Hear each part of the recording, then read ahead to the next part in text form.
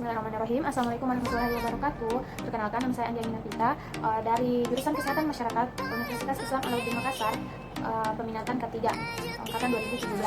Yang akan saya jelaskan yang pertama itu tentang penyakit akibat kerja, terutama penyakit yang disebabkan oleh asam mineral itu sendiri. Yang pertama itu saya akan jelaskan apa sih itu definisi dari asam mineral. Asam mineral itu adalah asam yang berasal dari senyawa anorganik yang diturunkan dari reaksi kimia mineral-mineral anorganik berlawanan dengan asam organik. Asam ini sendiri memiliki atom hidrogen yang berikatan dengan kovalen dengan anion seperti sulfat dan klorida. Asam mineral ini sendiri terdiri dari asam yang sangat kuat, misalnya asam sulfat, dan asam yang sangat lemah, asam borat. Molekul asam mineral kemungkinan hanya terdiri dari beberapa atom yang kebanyakan itu bersifat polar dan takut larut dalam pelarut organik. Contoh asam mineral yang pertama itu asam klorida. Asam klorida adalah larutan akuatik dari gas hidrogen klorida atau HCl yang tak berwarna seperti warna kuning pucat.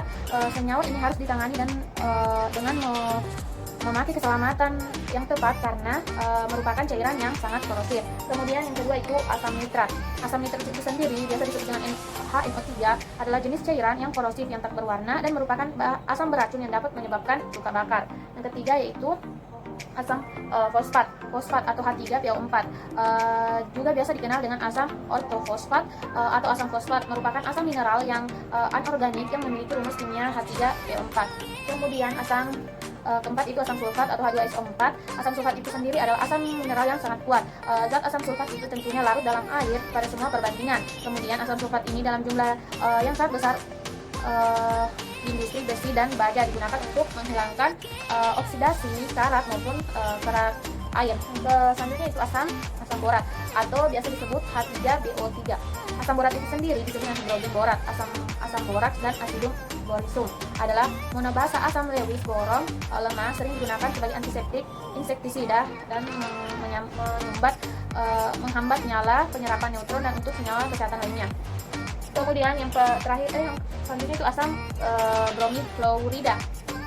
Asam fluorida itu adalah gas yang sangat berbahaya yang bersifat korosif dan menembus asam fluorida itu ketika kontak dengan uap. Asam fluorida itu dapat menyebabkan kebutaan dengan kerusakan kornea mata yang sangat cepat. Terakhir itu asam bromida atau HBr atau rumus kimianya itu HBr, yang mana cairannya itu tak berwarna, termasuk dalam hidrogen halida. HBr itu sendiri adalah atau asam bromida itu sangat korosif, dapat menyebabkan iritasi jika terhirup oleh manusia.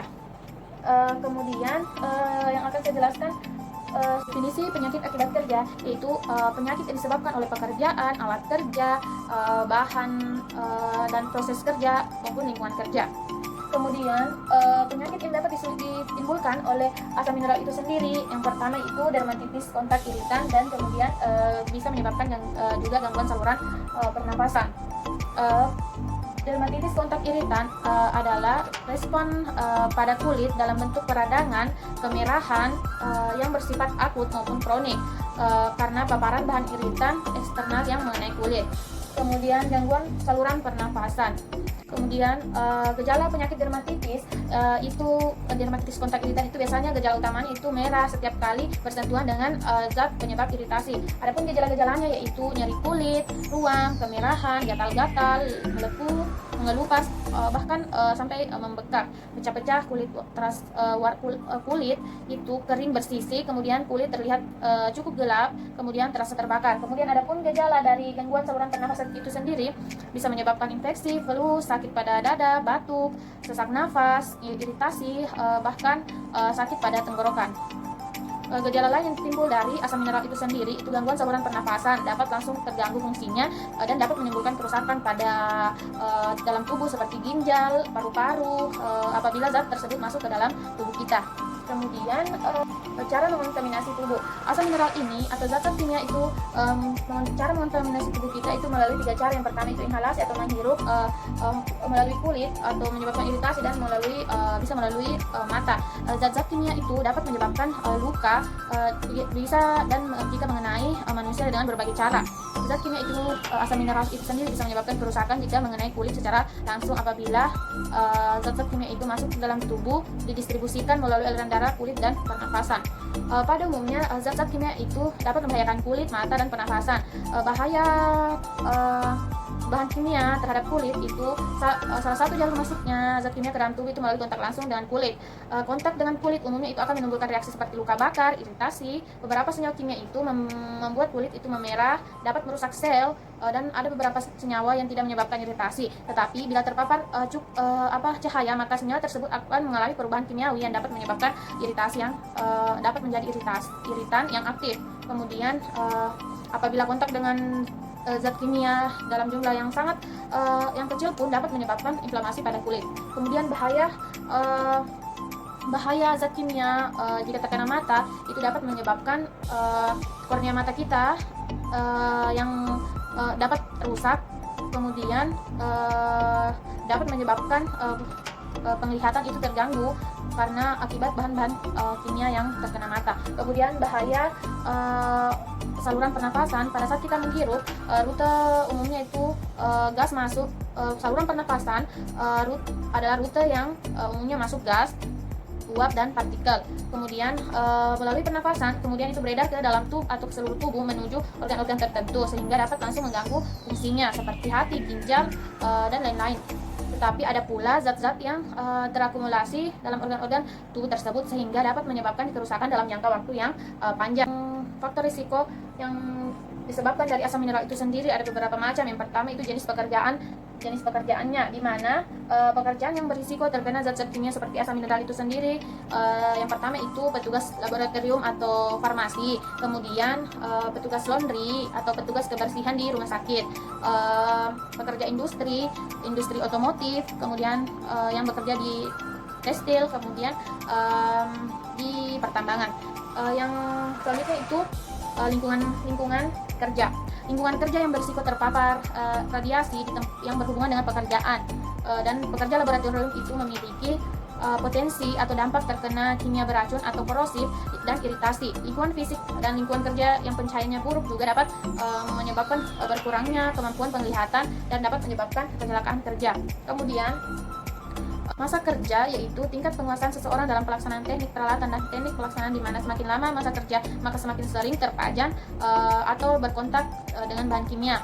Lama pajanan dan kontak dengan bahan kimia itu akan meningkatkan resiko terkena penyakit akibat kerja dan dapat merusak sel kulit lapisan luar yang dapat menyebabkan kulit kita itu bisa iritasi.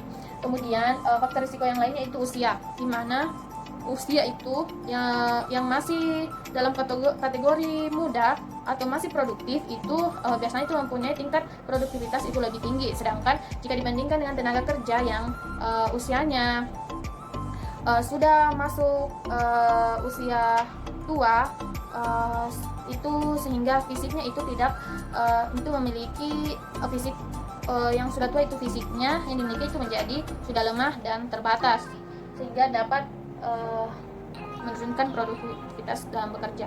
Yang pengendalian yang pertama yang bisa dilakukan yaitu pengendalian teknik, di mana kita bisa menyediakan ruangan yang memiliki ventilasi yang baik sehingga udara dan cahaya yang masuk itu bisa meminimalisir resiko terjadinya perkembangan kayak virus yang tidak diinginkan. Kemudian pencahayaan, jika pencahayaannya cukup di ruangan tersebut maka dapat mengurangi resiko terjadinya kecelakaan kerja. Kemudian selanjutnya dua itu mengganti peralatan yang lebih baik dan tidak membahayakan pekerja.